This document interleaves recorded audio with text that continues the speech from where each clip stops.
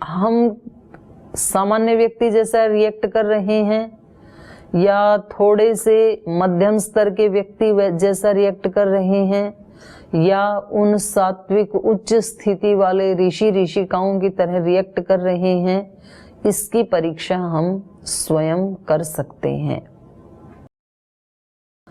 अग्नि पूर्वे भी ऋषि भी रीड्यो नूतनैरुत स देवांग इह वक्षति। तो वो जो देव है, अग्नि है, वो हमें देवान वक्षति, उन दिव्य शक्तियों से युक्त कर देता है, मिला देता है। देखो बार बार यदि हम परेशान होकर के और फिर वही त्रुटि करने लगेंगे तो फिर वो देवी शक्तियां हमें ऊपर नहीं उठाती हैं। वो हमें तभी आगे बढ़ाती हैं जब हम, जैसे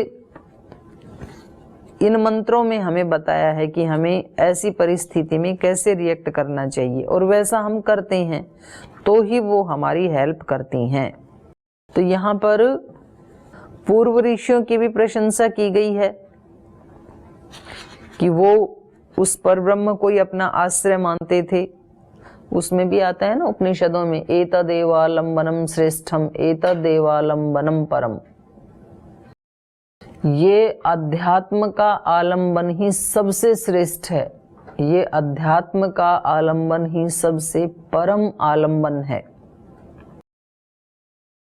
और इसको पाकर के ही स उत देवान इह आवक्षति, आ करके यहां जुड़ जाएगा। देवान माने दिव्य गुण और दिव्य प्राण, दिव्य मन, दिव्य इंद्रियां और इससे अतिरिक्त जो दिव्य शक्तियां हैं इस ब्रह्मांड में, उन सब को देवान इह आवक्षति, इस संसार में उन सब दिव्यताओं को वो प्राप्त कर लेता है और वो अग्नि उस व्यक्ति को प्राप्त करवा देती है। तो फिर तो मौज हो गई। भगवान जी ने खुद वेद में ये प्रतिज्ञा की है कि जो पूर्व ऋषियों की तरह और नूतन ऋषियों की तरह उस अग्नि की स्तुति करता है, स्तुति केवल वाणी से नहीं करनी है, अपने कर्मों से करनी है। जो अपने कर्मों से उसकी स्तुति करता है, हमेशा ईश्वर को सेंटर में रखकर, केंद्र में रख करके अपने हर छोटे बड़े कार्य को करता है, उसको ये अग्नि, उसको ये परमात्मा देवान इह आवक्षति, उन सब दिव्य शक्तियों को यहाँ आवक्षति प्राप्त करवा देता है। तो इस मंत्र से भी हमें यही पता लग रहा है कि अपने कर्म से हम जब उसकी पूजा करने लग जाते हैं, नहीं तो व्यक्ति एहसान करता है, मैं दिन भर घर में कितनी सेवा करती हूँ और फिर भी इस घर के लोग देखो मेरे साथ ऐसे करते हैं, ऐसा क्यों करते हैं मेरे साथ। तो फिर व्यक्ति दुखी हो जाता है, परेशान हो जाता है, आंसू बहाता है। तो उस समय हमें ये सोचना चाहिए कि ये काम मैंने इनके लिए तो किया ही नहीं था, ये तो मैंने भगवान के लिए किया था, इनके लिए तो मैंने कुछ भी नहीं किया। जब मैंने अपने लिए किया था या अपने भगवान के लिए किया था, तो फिर दूसरे से अप्रूवल मांगने की जरूरत नहीं पड़ती है। नहीं तो दूसरे से मांगने की इच्छा होती है व्यक्ति को। जब व्यक्ति को ये लगता है ना मैंने तो इसके लिए किया, इसके लिए किया, तो वो लोग कम से कम ये कहें कि आपने बहुत अच्छा किया हमारे लिए। और यदि वो व्यक्ति ऐसा नहीं बोलते हैं, थैंक यू नहीं बोलते हैं, तो व्यक्ति को कहीं ना कहीं अंदर थोड़ी कुलबुली रहती है कि इतना किया फिर भी थैंक्स तक नहीं बोला इन्होंने। तो हमें चेक करना पड़ेगा कि फिर व्यक्ति दुखी होता है कि इन्होंने ऐसे बोला, मैंने तो इतने अच्छे से काम किया था। तो अब आप चेक करो कि आपको दुख क्यों हुआ, तो आपको पता लगेगा कि उस व्यक्ति ने मेरे को धन्यवाद नहीं बोला इसलिए हुआ। तो आप चेक करो कि क्या मैंने इस व्यक्ति के धन्यवाद बोलने के लिए ये काम किया था या भगवान के लिए काम किया था। यदि भगवान के लिए किया था तो कोई बोले ना बोले, मुझे तो करते करते ही पूरा लाभ मिल गया है, तो अब दूसरे से लेने की कोई आवश्यकता ही नहीं है। ऐसे हर पल व्यक्ति अपने जीवन में यदि इस चेतना को अभ्यास पूर्वक बनाए रख सके तो सभी आध्यात्मिक दुखों से मुक्त हो सकता है। जो हमने एक दिन चर्चा की थी कि 3 प्रकार के दुख हैं जीवन में, आधि भौतिक, आधि दैविक, आध्यात्मिक, और उनमें से आप अपना 4-5 दिन का या 7-8 दिन का, 1 सप्ताह पहले के सारे दुखों का एक बार विश्लेषण करके देख लीजिए कि 8 दिन पहले मैं क्यों दुखी हुआ था, 4 दिन पहले क्यों दुखी हुई थी, 2 दिन पहले क्यों दुखी हुई थी। आपको पता लगेगा कि ज्यादातर दुख आध्यात्मिक हैं। और आध्यात्मिक दुख में मैंने एक दिन पहले भी बताया था 99% दुख हमारे जीवन में आध्यात्मिक होते हैं, केवल 1% आधि भौतिक और आधि दैविक होते हैं, कभी कभार आते हैं वो तो, बाकी तो हम खुद से दुखी हैं। तो जिन दुखों के लिए मैं स्वयं ही जिम्मेदार हूँ, आध्यात्मिक दुखों के लिए, तो उनको तो मैं हटा ही सकती हूँ या हटा सकता हूँ। और आज नहीं हटाया तो फिर कब अवसर मिलेगा, क्योंकि ये मानव का जो शरीर है ये तो भगवान की दृष्टि से उत्कर्ष का शिखर है। इससे ज्यादा उत्कर्ष और क्या होगा, इससे सुंदर शरीर और क्या मिलेगा। जो देवताओं के शरीरों से भी श्रेष्ठ है, तो ये तो सर्वश्रेष्ठ है। तो आज यदि आध्यात्मिक दुखों को नहीं मिटाया और उनको मिटाने का संकल्प यदि नहीं किया तो कब करेंगे। फिर क्या कुत्ता बिल्ली बन के करेंगे क्या, या सांप बिच्छू बन के उन दुखों को हटाएंगे क्या, या गधा घोड़ा बन के हटाएंगे, या बंदर बन के हटाएंगे। कब हटाएंगे, या देवता बन के हटाएंगे। देवता भी नहीं हटा सकते हैं, देवताओं की भी भोग योनि है, वो केवल भोग कर सकते हैं, मोक्ष के लिए कोई प्रयास नहीं कर सकते हैं देवता भी। तो ना निम्न योनि में अवसर मिलेगा, ना उच्च योनि में अवसर मिलेगा। ये अवसर तो आज है मेरे सामने, और इस परम सौभाग्य को हमें अनुभव करना पड़ेगा कि ये इतना बड़ा सौभाग्य है। मुझे तो पता ही नहीं था। मैंने तो ऐसे सोचा था कि बस घर का झाड़ू पोछा करने के लिए मेरा जीवन है। मैंने तो सोचा था कि बस केवल एक योग कक्षा चलाने के लिए ही मेरा जीवन है।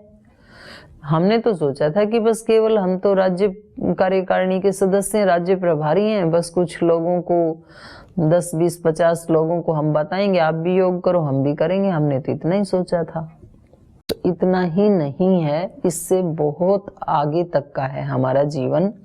इससे अनंत गुना ज्यादा सुख देने के लिए भगवान ने ये अवसर हमें उपलब्ध करवाया है। और इस अवसर का 1-1 घंटा, और उसके बाद फिर 1-1 मिनट, और उसके बाद 1-1 क्षण,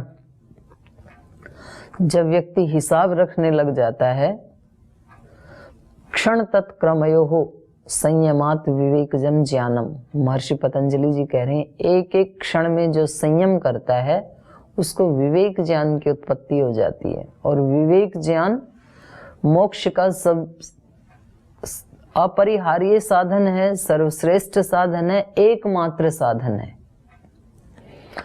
बिना विवेक के व्यक्ति अपने आध्यात्मिक दुखों का नाश कभी नहीं कर पाएगा, नहीं कर सकता है।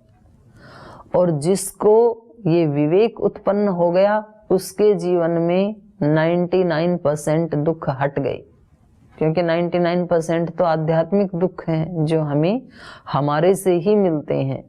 तो उनको यदि हमने हटा लिया तो आप सोचिए ये इस जीवन की कितनी बड़ी उपलब्धि होगी हमारे पास। तो ऐसे कल्पना करके देखना चाहिए कि जिस दिन मेरे जीवन में देवता भी मुझे आशीर्वाद देने के लिए तैयार होंगे। अभी तो हम जाते हैं मंदिर में देवता के पास हाथ जोड़ करके, ऐसा भी तो हो सकता है कि देवता हमारे जीवन में और हमारे घर में आए हमें आशीर्वाद देने के लिए। जैसे गंगा मैया को रैदास की खटोती में जाना पड़ा था, रैदास नहीं आया गंगा मैया के पास। मन चंगा तो खटोती में गंगा।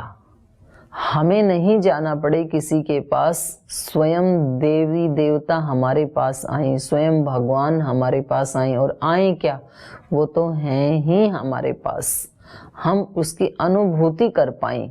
तो फिर हमें उस जीवन की आप कल्पना करके देखेंगे तो आपको लगेगा कि ऐसा हो सकता है क्या। पहले तो व्यक्ति को डाउट आएगा, ऐसा हो सकता है कि नहीं हो सकता है। लेकिन ये बता रहे हैं कि ये बहुत ऋषियों ने प्राप्त किया, प्राचीन ऋषियों ने भी प्राप्त किया और नूतन ऋषियों ने भी प्राप्त किया, और हम और आप भी कर सकते हैं। अगले तीसरे मंत्र में कहा, अग्निना रैवश्नवत्पोषमेव दिवे दिवे यशसं वीरवत्तमम्। अग्निना तृतीय विभक्ति है यहाँ।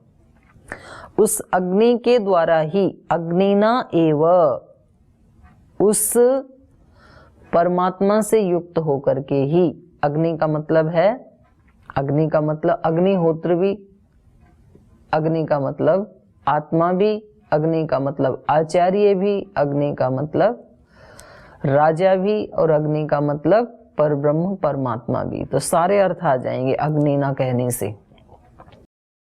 अग्निना एव, उस परमात्म तत्व के द्वारा ही, उससे युक्त होने पर ही, उस आत्म तत्व से युक्त होने पर, उस परमात्म तत्व से युक्त होने पर, अग्निना एव रैम अश्नवत, दिवे दिवे, उस रई को, रई कहते हैं ऐश्वर्य को, दिवे दिवे, दिवे दिवे माने प्रतिदिन, अग्निना एव दिवे दिवे रईम, प्रतिदिन हम रई, रई माने ऐश्वर्य, ऐश्वर्य में दोनों आ जाते हैं, विद्या आदि, बुद्धि आदि और अनुभौतिक ज्ञान आदि आ जाते हैं, और समस्त प्रकार के धन संपदा, वो सब भी रई कहने से दोनों का ग्रहण हो जाता है।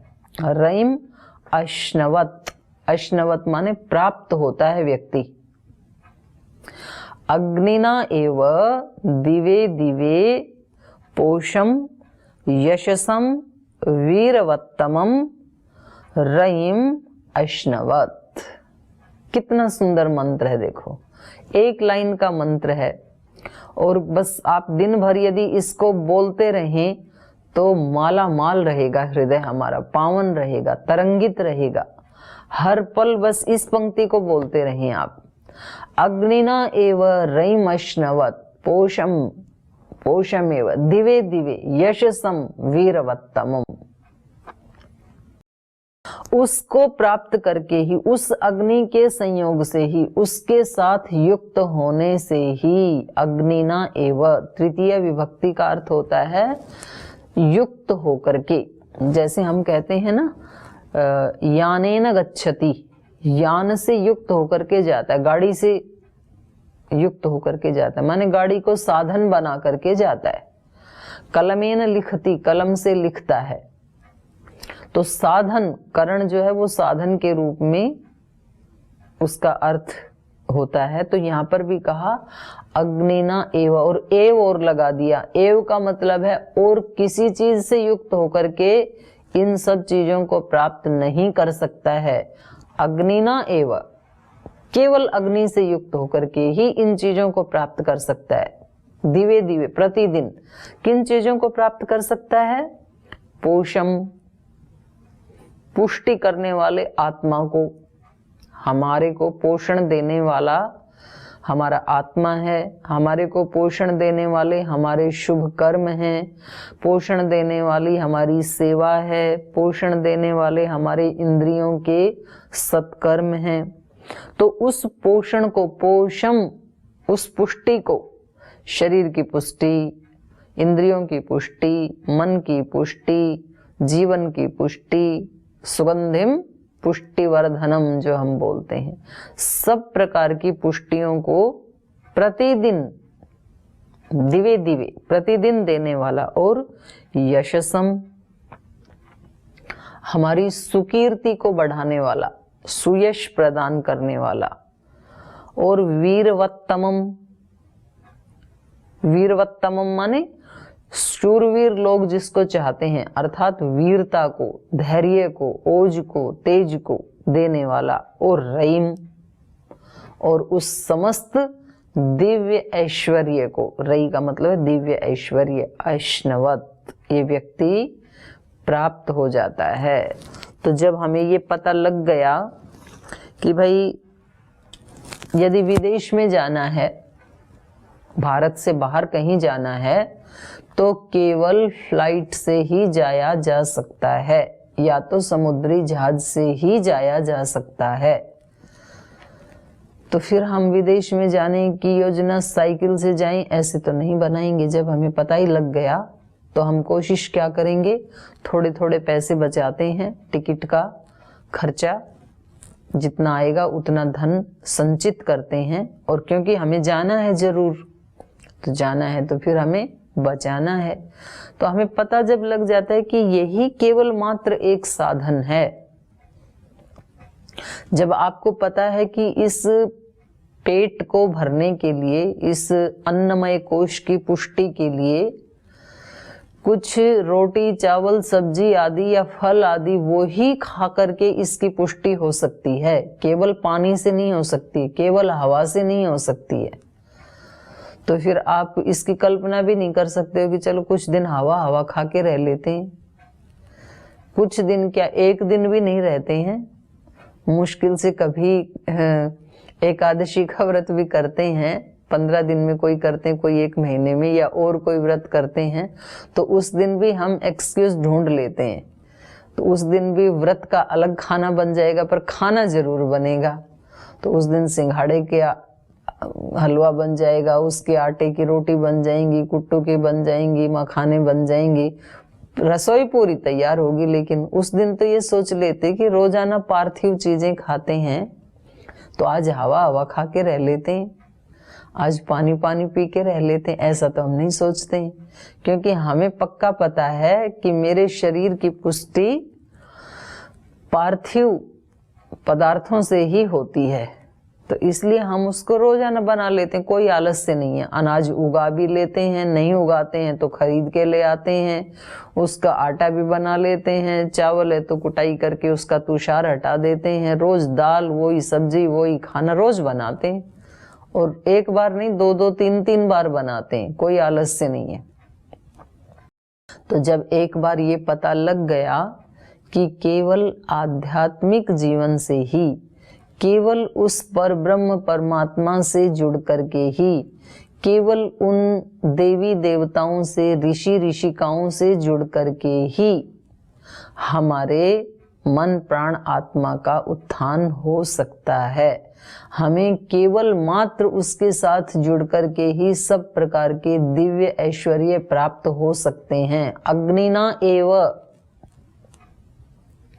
इतना सा ही शब्द आप लिख के रख लो अपने आसपास, अग्निना एव, उस अग्नि के द्वारा ही रईम ऐष्णवत पोषण मिलेगा, दिव्य ऐश्वर्य मिलेगा, यश कीर्ति मिलेगी। तो फिर यश कीर्ति के लिए फिर आप अपना नाम उस लिस्ट में ऐड करवाने के लिए मंच के आसपास चक्कर नहीं लगाएंगे कि हम भी तो सेवा करते हैं ना।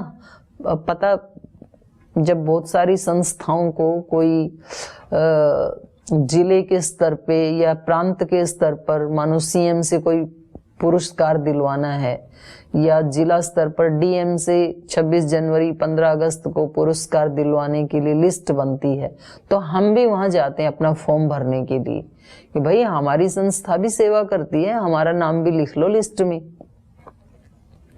और यदि वो ना लिखें कि ये तो पूरी हो गई लिस्ट, बस 5 लोगों को देना था, 5 पूरे हो गए, तो हमें ये लगता है कि भाई हमारा तो सेवा करना ही व्यर्थ हो गया, हम तो सबसे ज्यादा सेवा करते हैं।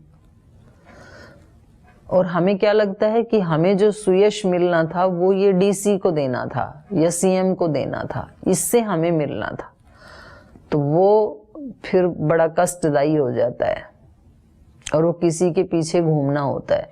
और जब ये पता लग गया कि मुझे यश कीर्ति देने वाला, मुझे पोषण देने वाला, मुझे सात्विक ऐश्वर्य रई प्रदान करने वाला अग्निना एव, अग्नि से युक्त होकर के ही केवल स्थायी ये चीजें मिल सकती हैं। तो हम पूरी एनर्जी अपनी भगवान के साथ जुड़ने में लगाएंगे। फिर हमें किसी के पास नहीं जाना पड़ता, लोग हमें ढूंढते हुए हमारे पास आते हैं कि हमने सुना है आप कुछ ऐसा कार्य कर रहे हैं। जहां शहद की एक बूंद भी गिरी होती है, चींटियां चारों तरफ से उसके पास स्वयं आ जाती हैं। पर कहीं मधु दिखे तो सही। जहां कहीं कोई फूल खिलता है, मधुमक्खियां अपने आप ढूंढते हुए वहां आ जाती हैं। चाहे वो कहीं दूर जंगल में भी क्यों ना खिले, तो वहीं आ जाएंगी मधुमक्खियां। खिले तो सही। तो हम जहां कहीं भी हैं, अपने घर परिवार में हैं, किसी संस्थान में हैं, किसी संगठन में हैं, जंगल में रहते हैं, शहर में रहते हैं, गांव में रहते हैं, पहाड़ पे रहते हैं, गुफा में रहते हैं, समुद्र के पास कहीं भी रहते हैं, कुछ भी काम करते हैं, लेकिन सतत हमारा संयोग उस परब्रह्म के साथ बना रहे, उस अग्नि के साथ बना रहे।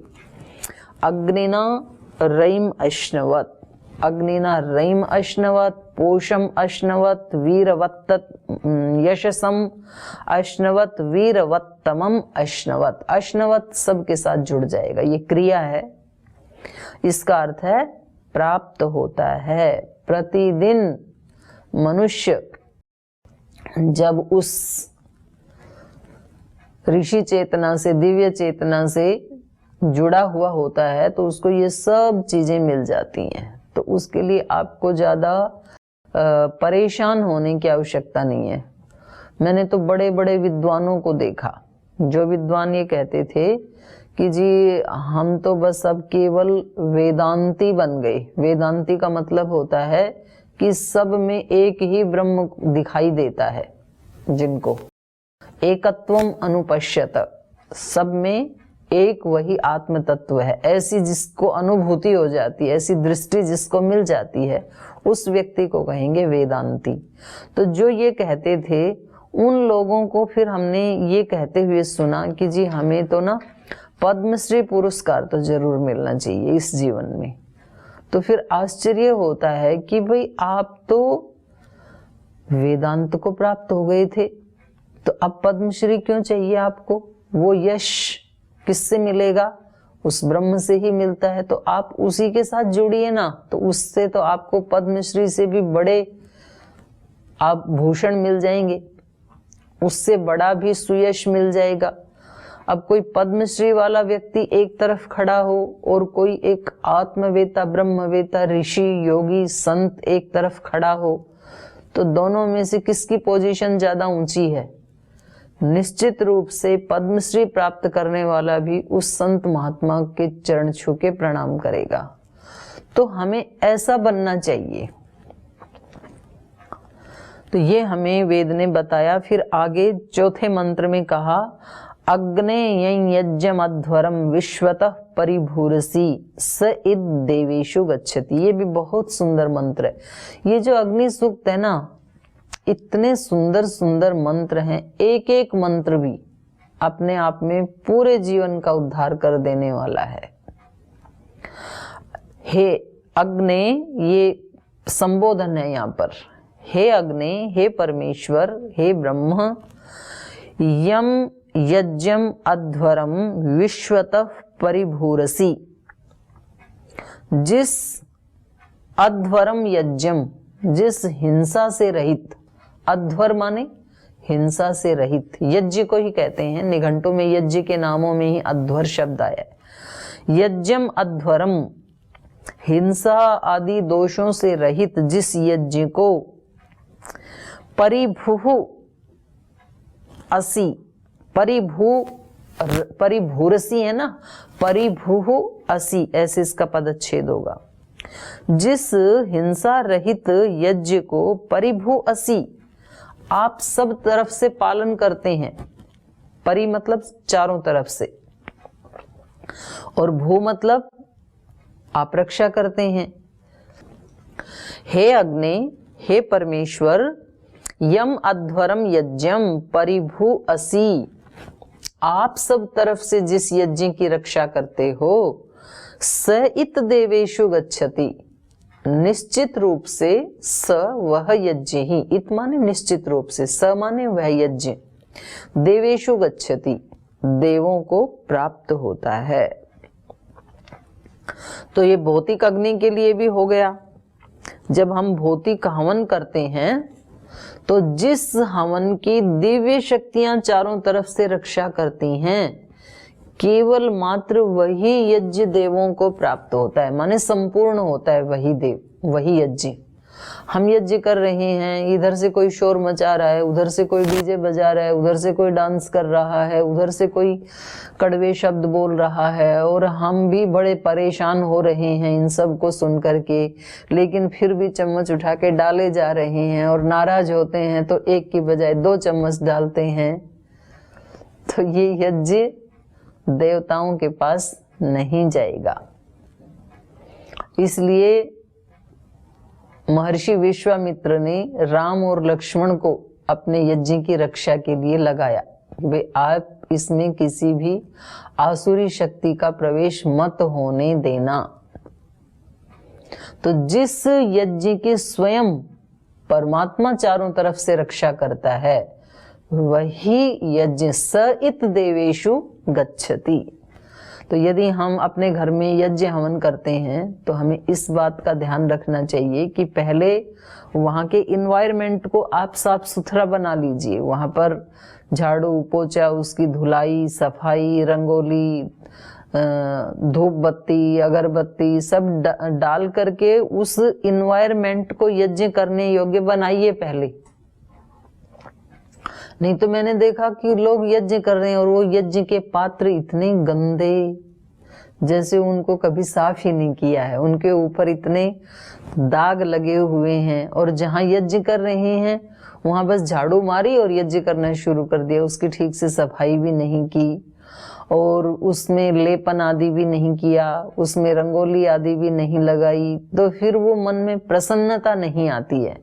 और जिस दिन आप ये सब करके फिर यज्ञ करते हैं और फिर यज्ञशाला में बैठते ही दिव्य शक्तियों का आह्वान करते हैं, तो मन को ज्यादा प्रसन्नता मिलती है, उधर से ज्यादा परिणाम आता हुआ दिखाई देता है, क्योंकि वो सब दिव्य शक्तियां फिर उसकी रक्षा करती हैं।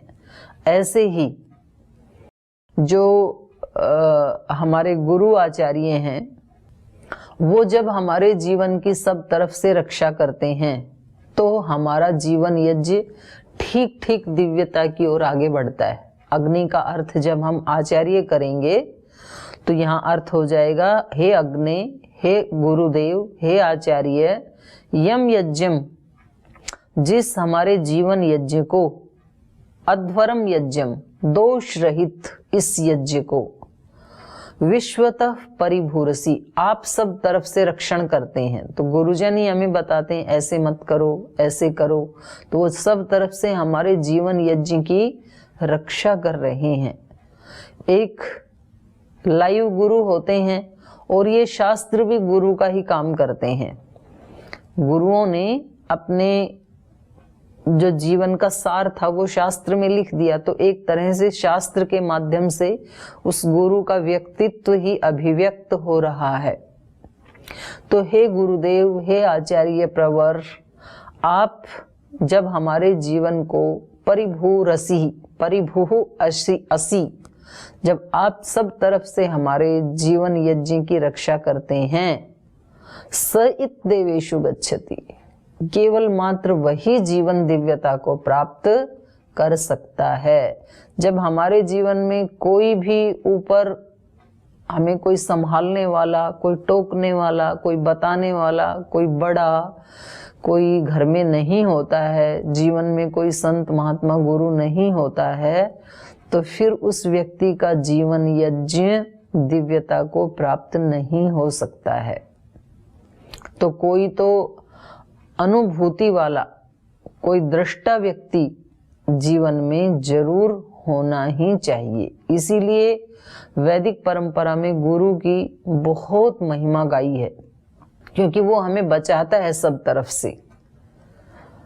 और जब इसका आध्यात्मिक अर्थ करेंगे हे अग्ने, तो तब तो साक्षात परमेश्वर को ही संबोधन कर रहे हैं। हे अग्ने यम अध्वरम यज्ञम विश्वतः परिभू असि, जिस दोष रहित हमारे जीवन को, पहले दोष रहित बनाना, वो हमें बनाना है, और फिर उस दोष रहित जीवन को जब आप सब तरफ से मेरी रक्षा करते हैं, स इत देवेषु गच्छति, वही जीवन आपकी दिव्यता को प्राप्त कर पाएगा। आपकी रक्षा के बिना हम आपकी दिव्यता को भी प्राप्त नहीं कर सकते हैं।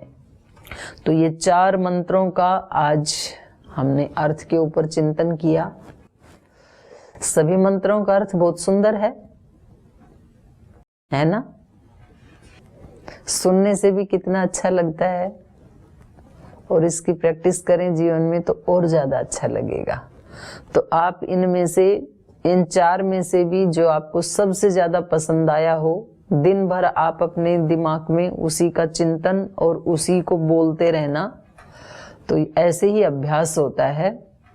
आज का दिन, आज का आपका जीवन बहुत मंगलमय हो, बहुत खुशियां प्रदान करने वाला हो। आपके लिए बहुत बहुत शुभकामनाएं, बहुत बहुत मंगल कामनाएं। क्योंकि समय हो गया, आज यहीं इस कक्षा को विराम देते हैं। कल फिर आपसे मिलेंगे। ओम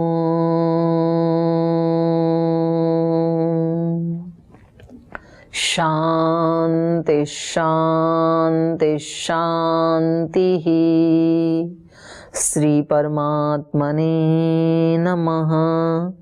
श्री गुरुभ्यो नमः। सर्वेभ्यो नमः।